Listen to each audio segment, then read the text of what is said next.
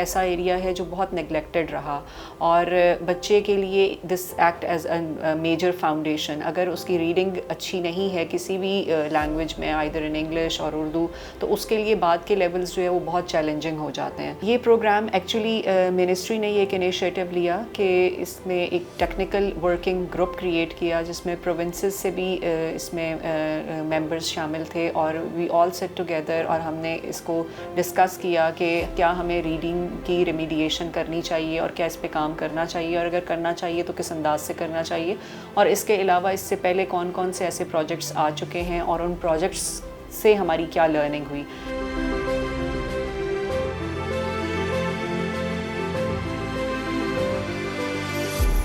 मसला हमारे यहाँ ये आता है कि हम राइटिंग से शुरू करते हैं, जब हम हायरार्की और सीक्वेंस को ख़राब कर देते हैं तो फिर आउटपुट ठीक नहीं आता।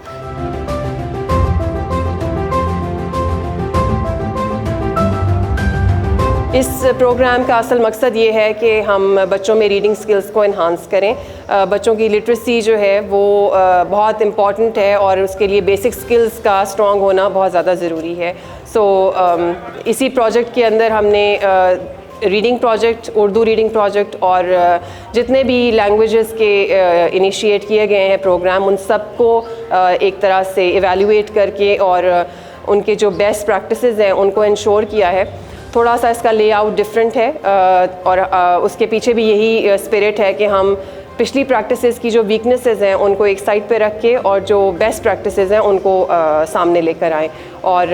होपफुली कि it is going to work this way इंशाल्लाह। जनरली यही ऑब्जर्वेशन आई है कि बच्चे जब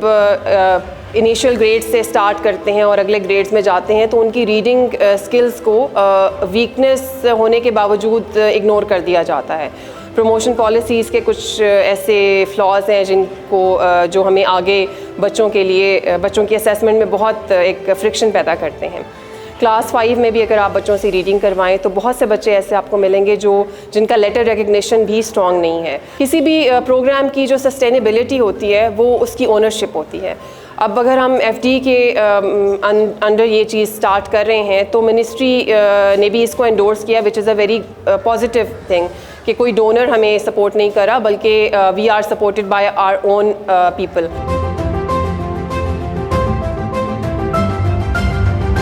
एक्टिवली टीचर्स ट्रेनिंग पे फोकस करना चाहिए, और टीचर्स ट्रेनिंग के बाद जो दूसरी चीज़ है वो मॉनिटरिंग है। असेसमेंट का हिस्सा बनाया जाएगा रीडिंग स्किल्स को, रीडिंग असेस की जाएगी फॉर्मेटिव एंड समेटिव असेसमेंट्स के तौर पे।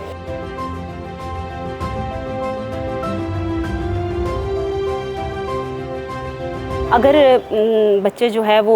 रीडिंग ही अच्छे तरीके से नहीं करेंगे, उन्हें लफ्ज़ों की पहचान ही नहीं होगी, तो उनके लिए बहुत मुश्किल होगा कि वो अगले बाकी सब्जेक्ट, दूसरे सब्जेक्ट को भी साथ लेके चलें। जैसे हम साइंस पढ़ते हैं, सोशल पढ़ते हैं, इस्लामियात पढ़ते हैं या कुछ इखलाकियात पढ़ते हैं, तो ये सारे जो है अब बल्कि जो GK है वो भी अब उर्दू में है, ग्रेड्स शुरू के ग्रेड्स में वाक़फ़ियत आमा के नाम से, तो वो सारे उर्दू में हैं। तो वो बच्चे अगर वो पढ़ना उनको आता होगा तो वो उनको समझ भी सकेंगे, और जब उनकी अंडरस्टैंडिंग अच्छी हो जाएगी तो वो लिखना भी बहुत अच्छे तरीके से शुरू कर देंगे। ये इसमें बहुत अच्छा था कि बच्चों की सबसे पहले तो उनके ग्रुप्स बनाए हुए थे, वो सबसे अच्छी चीज़ थी कि उसमें ये था कि हर बच्चा जो बिगनर्स थे उनको कैसे लेके चलना है, फिर इंटरमीडिएट है या एडवांस है तो हम उनको लेकर कैसे चलेंगे। इस प्रोग्राम की जो सबसे अच्छी चीज़ ये है कि बच्चों की नीड्स को सामने रखते हुए जो इस प्रोग्राम के डिफरेंट लेवल्स और इस प्रोग्राम को डेवलप किया गया और उनकी नीड्स जो है वो अचीव हो रही हैं, ये सबसे ज़्यादा बेस्ट पार्ट है इस प्रोग्राम का। जब आप आएंगी तब मैं आपको फिशेस दिखाऊंगा,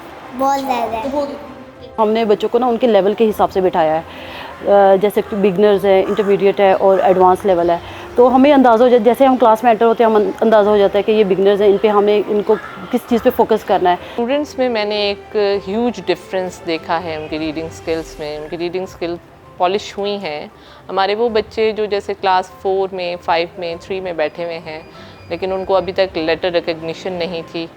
और उनको जब ये साउंड्स के थ्रू और ये फोनिक्स के थ्रू जब इनको ये करवाया गया तो उन्होंने इसको पिक किया।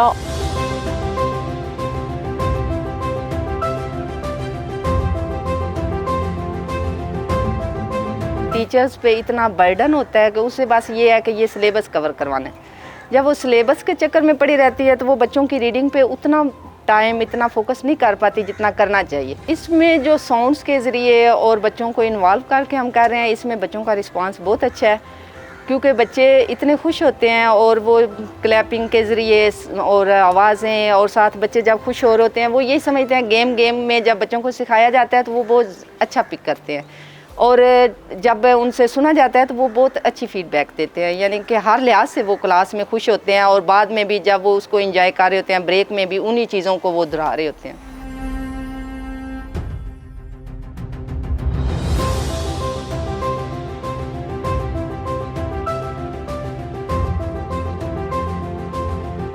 स्कूल वाइड शफलिंग हुई है स्टूडेंट्स की, ठीक है, जो they feel boredom to sit with their class fellow throughout the sessions. So it's I think a great thing for the students, specially वो बैठते हैं न्यू बच्चों के साथ बैठते हैं। ओनली 30 इंस्टीट्यूशंस हम एक पायलट कर लेते हैं जिसमें हम ये भी देखेंगे कि हमारे बच्चे एक्चुअली रीडिंग की किस स्टेज पे हैं, उनका एक इनिशियल डायग्नोस्टिक टेस्ट रन करेंगे, और उस टेस्ट को रन जब हमने किया तो वी हैव फाउंड कि हमारे बहुत से बच्चे ऐसे हैं जो they are either at the beginners level or either they are at the intermediate level. उसमें बहुत कम बच्चे हैं जो एडवांस और ग्रेजुएट लेवल पे आए। इसको पायलट करने का पर्पज़ ये था कि हम देख सकें कि जहाँ हमारी बहुत ज़्यादा स्ट्रेंथ है वहाँ हम इसको किस तरीके से रोल आउट करेंगे, और कुछ ऐसे इंस्टीट्यूशंस हैं जहाँ पे स्ट्रेंथ कम है वहाँ पे रोल आउट का क्या प्रोसीजर होगा। 2-3 हमने पैरेलल में प्लान्स बनाए थे, और हर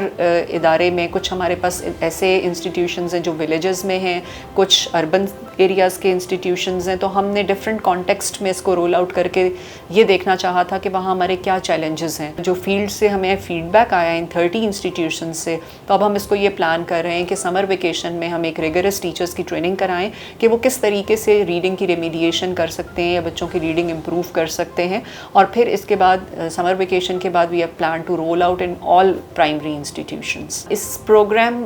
को we can not make it possible without the involvement of head teacher, क्योंकि हेड टीचर ही डिसाइड करेगा कि उसने स्कूल में कोई 1 आवर डेजिग्नेट करना है फॉर द रीडिंग पर्पस, या उसने क्लासेस के अंदर एक प्लान बनाना है जिसमें स्टूडेंट्स को डिफरेंट लेवल्स में डिवाइड करके एक क्लास के अंदर ही डील किया जाए। जो भी प्लान बनना है वो ऑब्वियसली हेड टीचर की मर्ज़ी के बगैर, उसके इन्वॉल्वमेंट के बगैर नहीं बन सकता।